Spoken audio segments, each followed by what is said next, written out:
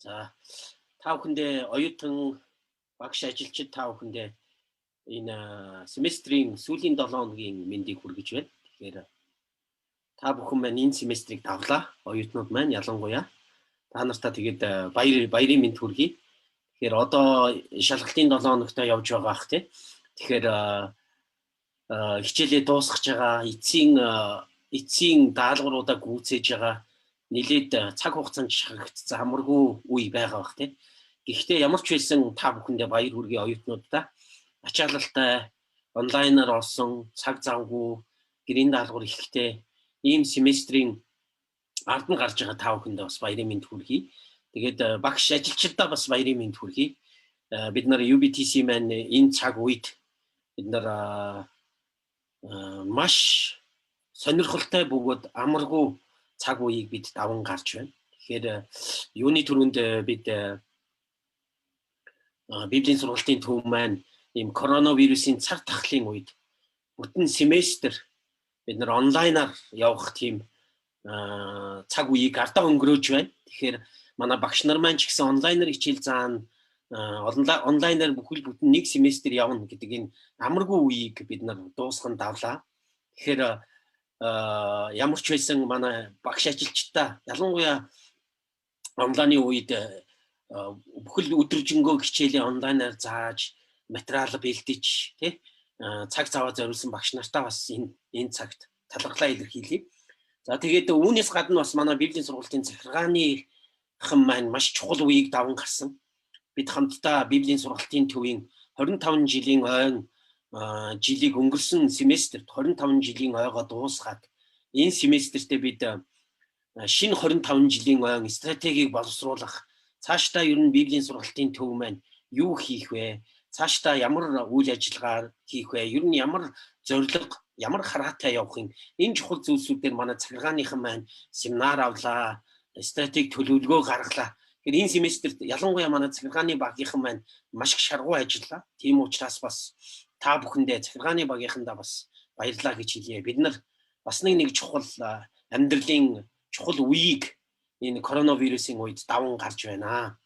За тэгээд зогсохгүй манай удирдах зөвлөлийнхэн маань ч гэсэн бас их чухал үеийг хамтдаа даван гарч байна. Удирдах зөвлөлийнхэн маань өнгөрсөн семестрээр бид Библийн сургалтын төвийн шинэ үндсэн дүрмийг батлуулсан.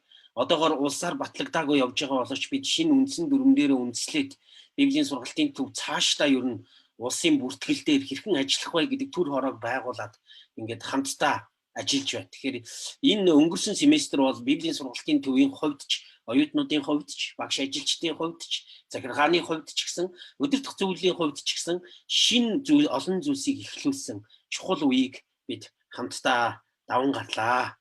За тэгэхээр энэн дээр улбаатай бид нар Библийн сургалтынхаа төвийн төгссөн пасторууд, удирдагч нарт энэ манай Библийн сургалтын төвийн удирдах зөвлөлийн маань төр хороо хуулийн байгууллагуудтай хамтраад ер нь Библийн сургалтын төв цаашдаа шүтэг хэрэгт ямар байдалтай оролцох юм те ер нь хууль эрх зүйн талаар ямар байдалтай ажиллах юм гэдэг тал дээр бид нар иргэний үндсэн эрх хөгжил гэх Христэд итгэгч хуульчдын хамтдаа бид нар семинарыг зохион байгууллаа. Тэгээ үүн дээрээс бас манай пастор удирдагч нар маань хууль эрх зүйн орчин шүтэг эрхийн маань нөхцөл байдал хэрхэн өөрчлөгдөж байгаа талаар чуулганы төгсөгч пастор удирдагч нар маань тодорхой хэмжээний бас мэдлэгтэй болоо. Бид нар үүн дээр бас Библийн сургалтын төв маань цаашдаа энэ бүртгэлийн эрх маань энэ шашны байгууллагуудын эрх зүйн орчинд яаж явах хэрэгтэй талаар судалгаа хийж байна, хамтран ажиллаж байна, хүмүүстэй уулзаж байна. Энэ чухал зүйлсийг өнгөрсөн семестрт бас бид нар хийлээ. Дотооддоо. За болон дотоод төгсөгчдийнхөө талбарт. За тэгээ зогсохгүй бид нар бас гадаад төгсөгчдийнхөө орчинд бас их олон чухал зүйлсийг амжууллаа. Библийн сургалтын төв маань нодон 25 жилийнхээ ойгоор амьсны баярын нэгдсэн мөргөл гэсэн тийм олон нийтийн талархлын мөргөлийг эхлүүлсэн.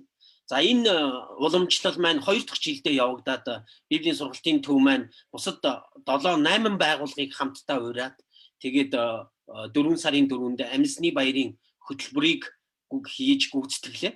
Тэгэхээр энэ амьсны баярт нийт Монголын Христэд итгэгч нар маань талархлын хандив өргөсөн. Тэгэхээр энэ талархлын өргөлийг бид нар бас цуглуулад Библийн сургалтын төвийн маань дансан дээр цуглуулад тэгээд өнгөрсөн 7 хоногт 2 сарын турш хөсөөтийн амралтын өрөө ялангуяа чухал ажил хийж байгаа хүмүүсийн амралтын өрөөг тохижуулсан энэ чухал ажлыг бид нар хамтдаа хийгээд өнгөрсөн 7 хоногт манай Үлзий жаргал багш маань энэ төслийг өдөрт нь явж хагаад дуусгаад хүлээлгэн өглөө. Тэгэхээр энэ хугацаанд бас энэ 8 байгууллага маань зөвхөн амьсны баярыг хийгээд зогсохгүй цаашаа үргэлжлүүлээд хамтдаа Монголын төлөөх нэгдсэн залбирлыг бас хийлээ. Тэгэхээр энэ Монголын төлөөх нэгдсэн залбирал дээр өргөсөн өргөл маань бас энэ хөсөөтөд амьсны баяраар эхэлсэн өргөлийн дансанд орж нийтдээ 11 сая төгрөг орчмын ажил ингэж хийгдсэн ийм чухал хамтын үйл ажиллагааны чухал гараа боллоо. Тэгэхээр энэ маань түрүүн хэлсэнтэй манай захиргааны багийнхан маань Библийн сургалтын төвд шинэ стратегийн төлөвлөгөө боловсруулж байгаа. Тэгэхээр тэрнтэй холбоотойгоор 5 үндсэн үнэт зүйлсийг Библийн сургалтын төв маань чухалчлан ажиллах шаардлагатай болсон. Тэгэхээр 5 үнэт зүйлсийн нэг маань нэгдмэл байдал хамтын ажиллагаа байна. Тэгэхээр энэ нэгдмэл байдал хамтын ажиллагааны үн цэн маань ийм хамтарсан үйл ажиллагаануудаар явагдаж байгаад миний хувьд маш их баяртай байгаа. Тэгэхээр энэ өнгөрсөн семестр маань ч гэсэн энэ хамтын ажиллагааг чухал хамтын ажиллагааг эхлүүлсэн ийм маш чухал сайхан семестр болж өнгөрлөө гэж эзэндээ талархаж байна. Тэгэхээр ийм зүйлсүүдийг хийсэн, эзэн талархсан. Нэг талаар бид нарт бас амаргүй байлаа тийм коронавирусын цаар тахлын үед бид нар маш удаан хугацаанд хөл хороонд байлаа. Хичээлүүдээ дандаа онлайнаар хийлээ. Онлайны залхмал байдал донд өнгөрлөө. Нөгөө талаас бас эзэн биднийг зүгээр суулгасангүй, биднийг удирдах маш чухал ажлуудыг хийлээ. Тэгэхээр энэ бүхний төлөө хамтдаа бас энэ семестрээ дуусах үед эзэндээ талархацгаая гэж би та бүхнийг уриалж энэ бүхнийг та бүхэндээ мэдээлж байна. За ингээд хэдүүлээ хамтдаа номлол руугаа орцгоё. Тэгэхээр өнөөдөр миний та бүхэнд хуваалцах номлын сэдэв маань болохоор хангалттай хүлээлт гэсэн сэдвээр хангалттай хүлээлттэй гэсэн сэдвээр та бүхэн номлох болно. Өнөөдрийн Библийн хэсэг маань Дэд хууль номны 6 дугаар бүлгийн 1-р бүлгийн 6-аас 8 дугаар ишлэлийг бүгдээрээ хамтдаа харцгаая. Дэд хууль номны 1-р бүлгийн 6-аас 8 дугаар ишлэл. За энэ ишлэлдэр ингэж хэлсэн байна. Бидний бурхан эзэн хорой бууланд бидэнд айлдахдаа та нар энэ ууланд их удаан суулаа. Хараач би өмнө чинь тэр нутгийг тавилаа. Эзэн та нарын өвөг дээдс Авраам, Исаак, Яаковт бас үр удамд нь өгөхөөр тангаргалсан тэр нутагт орж түүнийг эзэмшицгээ гэж хэлсэн. За Дэд хууль номны 1-р бүлгийн 6-8 дугаар ишлэл байна. Тэгэхээр бид нар энэ ишлэлээс нэг үгийг маш чухал үгийг эндээс олж харна. 8 дугаар ишлэлээс. Та нар энэ ууланд удаан суулаа гэж хэлж байгаа. Та нар энэ ууланд удаан суулаа. Одоо харин 8 дугаар ишлэлдэр 6 дугаар ишлэлдэр удаан суулаа гэж хэлсэн бурхан 8 дугаар ишлэлдэр одоо харин миний та нарт өгөх өвөг дээдсийн чинь нутгийг авахаар тэр нутагт орж түүнийг эзэмшицгээ гэж хэлж байгаа. Эхний хэсэг нь удаан хүлээсэн тухай ярьж байгаа. Хоёр дахь нь одоо итгэлээрээ явах тухай ярьж байгаа. Тэгэхээр бид нар мэдж байгаа тийм бидний амьдралд хүлээх цаг байдаг. Бас хөдлөх цаг байдаг. Заримдаа бид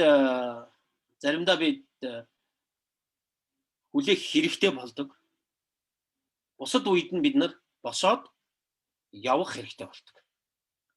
Тэгэхээр Израилийн энэ хөвгүүд маань, Израилийн ард түмэн хорой бууланд маш удаан хүлээсэн. Одоо харин тэдний аяллаа үргэлжлүүлж, Бурхны амласан нутгийг, өв эцэгт нь амласан нутгийг авах цаг руу орж байна. Харин тэд нар энэ авах цагт хүрэх үед тэднэрт хоёр хариу үйлдэл гарсныг бид нар Израилийн түүхээс нь харж байна. Эхний хариу үйлдэл нь тэд Израиль бурхан тэдэнд энэ амласан нутгийг та нар аваа. Тэгээ энэ амласан нутгийг та нар ороо гэж хэлэхэд тэд нар орж чадаагүй. Израилийн ард түмэн юунаас болоод энэ амласан нутагт орж чадаагүй лээ. Тэд айдсаас болоод нэгдүгээрт нь, хоёрдугаарт нь тэд үл итгэлээсээ болоод Бурхны амлалтыг өвлж тэр газар нутаг руу орж чадаагүй. Би давтан хэлье. Тэд айдсаасаа болоод тэд үл итгэлээсээ болоод орж чадаагүй. Харин 40 жилийн дараа яг нөгөө өөрсдийнх нь аав ээжүүдийнх нь айдас үл итгэлээсээ болж чадаад болоод орж чадаагүй газар нутгийн өмнө одоо тэд нэр зогсож байна. Шинэ үеийг одоо тэд зогсож байгаа. Яг л тэд нөгөө өвг эцэг аав ээжүүдэд нь тохиолдсон бэрхшээл одоо тэдний өмнө тулгарч байна. Тэд айгаад итгэлгүй байдалтай болоод хоошоо ухрах уу? Эсвэл бол итгэлээрээ зоригтойгоор итгэлээрээ урагшаа алах уу? Энэ сорилт, энэ бэрхшээл яг тэдний өмнө одоо нүүр тулгарч байна. Эхний үеийнхэн буюу Египтээс гарсан эхний үеийнхэн буюу тэдний аав ээжүүд айдсаасаа болоод итгэлгүй байдлаасаа болоод буцаж цөлд амьдарч сүрсэн байна. Цөлд амьдарч сүрсэн. Харин одоо хоёр дахь үеийнхэн энд зогсож байна. Тэднийг магадгүй хид хідэн зүйлс тэднийг энэ газар нутаг руу орохт нь бэрхшээл болж байгааг бид нар олж харах ёстой. Нэгдүгээрт нь тэдний мундаг удирдагч Мосе одоо тэдэнтэй хамт байхгүй. Тэд Мосе бидний мэдж байгаагаар энэ Мосе нас ус. Тэгэхээр Мосе маань байхгүй учраас Мосег бид нар мэдж байгаа энэ шинэ үеийнхэнд та нар шинэ үеийнхний сэтгэлгээгээр Мосег харах юм бол тэднийг амьд байх үед нь Мосе гайхамшгуудыг үйлцсэн. Тэдний өмнө улаан тэнгисийн хоол гаталсан. Хоолгүй үлсгэлэн үед нь манаг буулгахад Мосе чухал үүргийг гүйцэтгэсэн. Махсаад мананаас залхаад ирэх үед бүдэн шувуу тэднэрт Мосе өгөх чухал үүрэг гүйцэтгэсэн. Ангад сангаж усгүй байх үед ус гаргаж Мосе тэдэнд тусалсан. Тэгэхээр тэдний найдаж исэн, тэдний хүсэн хүлээж исэн хамгийн мундаг тэднийг хэцүү үед нь зөвлөж өдөртөн дагуулж явах Мосе байхгүй. Тийм учраас тэд хоошоо сууж болох байсан. Харин одоо тэднэрт шинэ удирдагчтай болсон. Йошуа гэдэг шинэ удирдагчтай болсон те. Залуу туршлагагүй магадгүй Мосетэй ойрхон байсан баг. Гэхдээ тэднэрт Йошуад Мосетэй адилхан зан чанарууд байгаа эсэх нь эргэлзээтэй. Магадгүй цөл энэ удирдлагын хувьд ийм асуудалтай байснаас гадна магадгүй тэднэр цөлд дэндүү их дассан байж болох юм. Яг гэвэл тэднэр цөлд хар бага наснаас л цөлд байсан шүү дээ. Тэдний мэдэх орчин цөл. Бид нар цөлд яаж амьдрахыг сурсан. Бид нар маанагаар яаж хоолох, махыг яаж идэх, хэрхэн энэ хатуу ширүү нөхцөл байдал донд амьдрахыг бид нар сурсан. Тийм учраас одоо тэдний хамгийн таатай, хамгийн тухтай, бараг их орн нь болсон газар нутаг нь энэ цөл байсан. Тийм учраас тэд нар энэ цөлөөс магадгүй цаашаа явахыг хүсэхгүй байх. Тийм тэмцэлтэй нүүр тулгарсан байна. Яг үүнтэй адилхан бид нар ч гэсэн өнөө үед өөрсдийн эзнээсээ яг ийм дуудлагыг хүлээж авдаг. Магадгүй бид нар нэг газар маш удаан суудаг. Нэг газар маш удаан ажилладаг. Нэг газар маш удаан оршин байдаг. Тэгээд тэр орчиндоо дасдаг. Тэр орчноос илүү зүйлсийг ерөөсөө харж чаддаггүй. Тийм учраас тэр орчныг нь зарим тохиолдолд аюулгүй орчин гэж нэрлэсэн байдаг. Маш аюулгүй орчин. Өгдөх юм нь өгдөн, хийгдэх юм нь хийгдэн. Илүү эрсдэлтэй өөр орчинд ормооргүй. Үнийг англиар comfort zone гэж хэлдэг.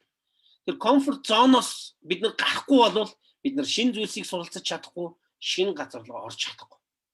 Бид нар нэг газар удаан оршин тогтчих юм бол бид нар тэрэндээ дасаад, тэрэндээ дэндүү их найдаад тэгээ тэрнийг бурхны хүсэл гэж бас бодох тохиолдол байна. Харин тийм үед бидэнд юу хэлэгдэг вэ гэхээр бурхан одоо явах цаг болжээ гэж хэлэгддэг. Магадгүй бид нар өнгөрсөнд дэндүү удаан оршин тогтносон. Өөрийнхөө хийж ирсэн ажилдаа дэндүү за би энийг ингэж л хийж ирсэн. Өөрийнхөө суралцаж ирсэн арга барилдаа дэндүү дасан би яг ингэж л суралцаж ирсэн. Эсвэл бол өөрийнхөө зааж байгаа арга барилдаа дэндүү удаан дасан би яг ингэж л зааж ирсэн. Эсвэл өөрийнхөө ажлынхаа байранд дэндүү удаан тассан. Би энэ ажлыг л хийж байгаа. Тэгэхээр ийм учраас бид нар заримдаа энэ газруудаас гарахыг хүсдэггүй. Харин Бурхан биднийг дуудаж, за наана дэндүү удаан суулаа гэж биднэрт хэлэх үе ирдэг. Тэгээд одоо босч шинэ газар нутг руу ороо гэж Бурхан хэлж байгаа. Энэ Израилийн ард түмэнд. Мэдээж хэрэг айдас байгаа. Бид нар маш их эрсдэлтэй нөхцөл байдал руу орноо. Яг тэгвэл бид нар эрсдлүүдийг тооцож үзэх нь ухаалаг хэрэг мөн. Маш их олон эрсдлүүдийг тооцож үзчихэд Бурханд итгэлтэйгээр явах нь ухаалаг хэрэг мөн. Гэхдээ нэгэн мэрхэн хүн ингэж хэлсэн байна. Бид нар хэрвээ бүх эрсдлүүдийг тооцож байж, бүх алдаа гаргаж болох магадлалуудыг тооцож байж уршаа алхах юм бол нэг хөлн дээрээ бүх насаараа зогсох болно гэж хэлсэн. Тэгэхээр бид нар ямар ч байсан алхах хэрэгтэй гэж. Нэг хөлн дээрээ удаан зогсох нь итгэлээрээ зогсох асуудал биш шүү дээ. Итгэл биднэрт урагшлахыг шаарддаг. Итгэл биднийг Бурхантай хамтдаа танин мэдэхгүй аюултай гэж бодогдож байгаа газар нутаг руу орохыг хүсдэг. Тэр яг л Бурхан Йошуад хэлсэнтэй адилхан. Мосед хэлсэнтэй адилхан. Одоо урагшлахыг хүсэж байна. Тэр бид нар Йошуа номны 18 дугаар бүлгийн 3 дугаар ишлэлийг харах юм бол хамтдаа Йошуа номны та бүхэн Библи ойрхон байвал Йошуа номны 18 дугаар бүлгийн 3 дугаар ишлэлийг харцгаая. За би та бүхэнд эндээс Йошуа номны 18 дугаар бүлэг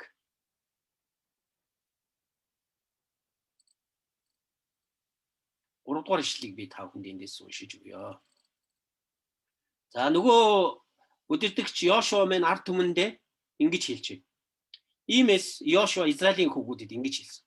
Эцэг өвгдийн тань Бурхан эзний та нарт өгсөн газар нутгийг дайлж эзэмшгээр явуулгүй та нар хичнээн лазгнах гэсэн юм бэ гэж. Тэр өөрөөр хэлбэл энэ үеийг хүртэл Дэд хууль номны бид нар харж ин тэр үеэс энэ үеийг хүртэл Израилийн ард түмэн урагшилж чадаагүй хэвээрээ суусаар байгаа. Өөрөөр хэлбэл бид нар аюулгүй орчноос урагшаа алхаад итгэлээрээ Бурхантай хамт алхна гэдэг бол маш амаргүй асуудал. Бид нар лазгнан суусаар байсан. Тэгэхээр бид амар биш гэдгийг нь хүлээн зөвшөөрч байна. Гэхдээ энэ бол зүгээр л нэг бид нарыг ингээд лазгнаа сууж яхад тэнгэрээс унцдаг бэлэг биш. Бид нар босох хэрэгтэй болно. Тэмцэх хэрэгтэй болно. Хөдөлмөрлөх хэрэгтэй болно. Ялах хэрэгтэй болно. Бас алдаж магадгүй.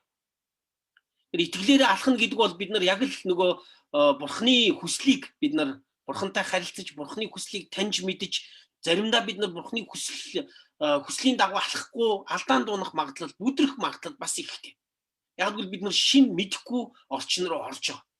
Гэсэн ч Израилийн ард түмэн Йошуагаар удирдуулаад Бурхан яв гэж хэлсэн учраас түүнд итгэлтэйгээр уршаа явж байгааг бид нар харж байна.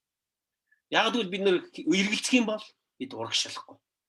Тийм учраас сүнслэг хэрвээ та яг одоо энэ нөхцөл байдалд Бурхан танд та сүнслэг лазгнал дотор байна. Урагшлахгүй байна. Итгэлээр ахихгүй байна. Сүнслэг дэг сахилгаа баримтлаад урагшаа явахгүй байна гэж та сануулж байгаа.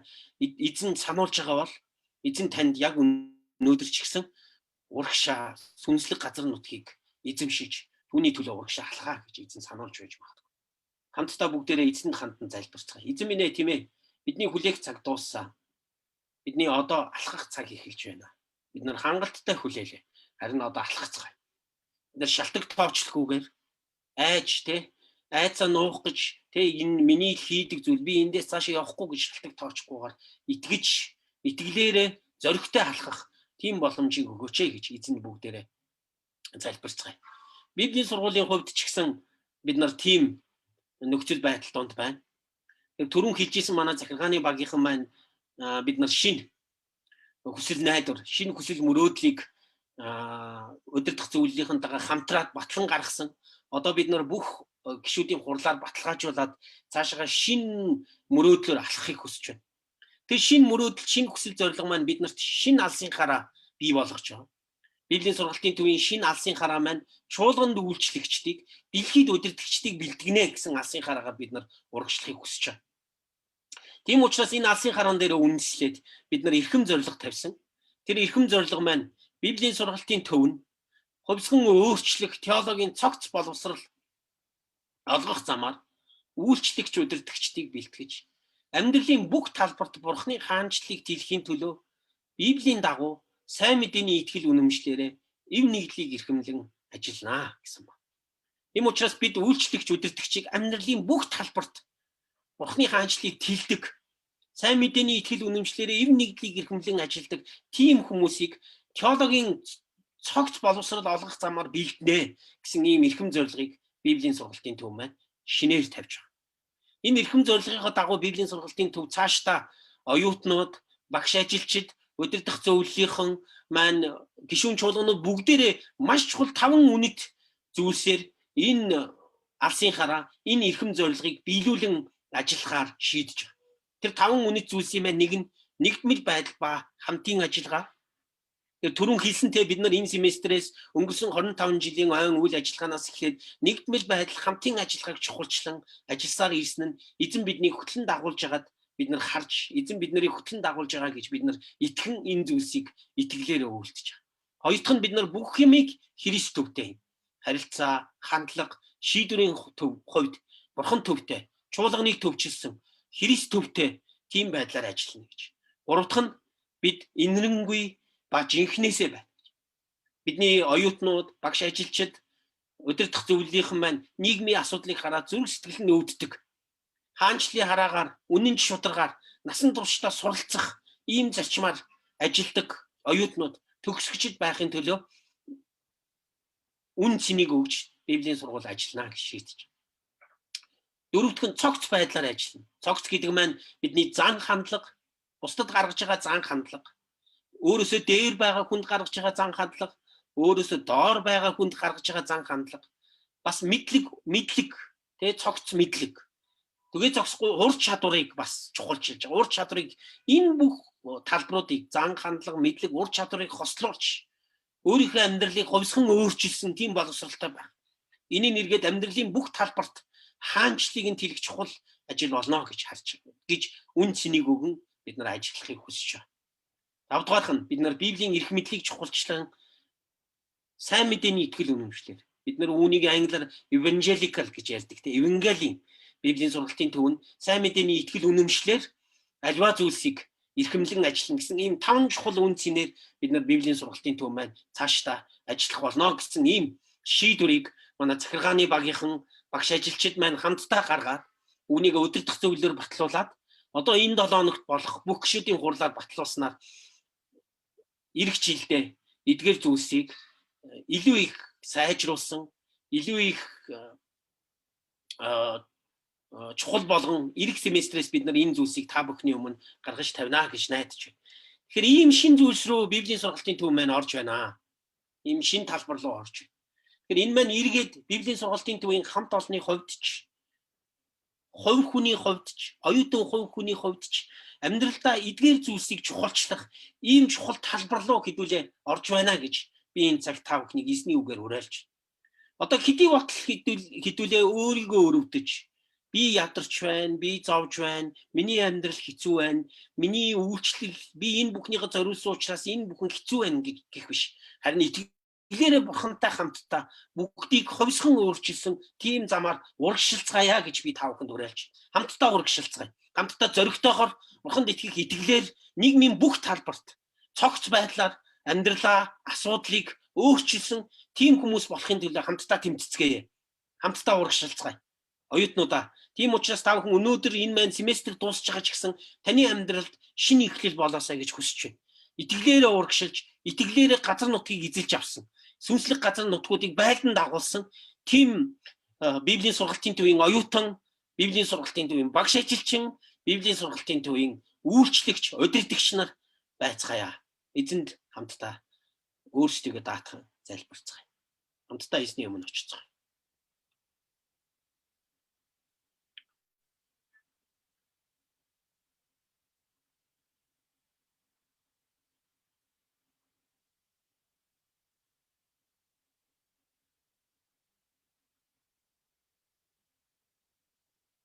Өө эзэн минь ээ. Танаас өгөгдөж буй шин зүйлсийн төлөө талархаж байна эзэн минь. Та бидэнд энэ семестрт маш олон шин зүйлсийг өгсөн танд баярлалаа. Хэдийгээр бид нэр бодит байдлыг харуул амьдрал маань коронавирусын нөхцөл байдал донд өөрчлөгдөж шинжлэгдсэн зүйл байхгүй. Ядарсан, дэлгэцийн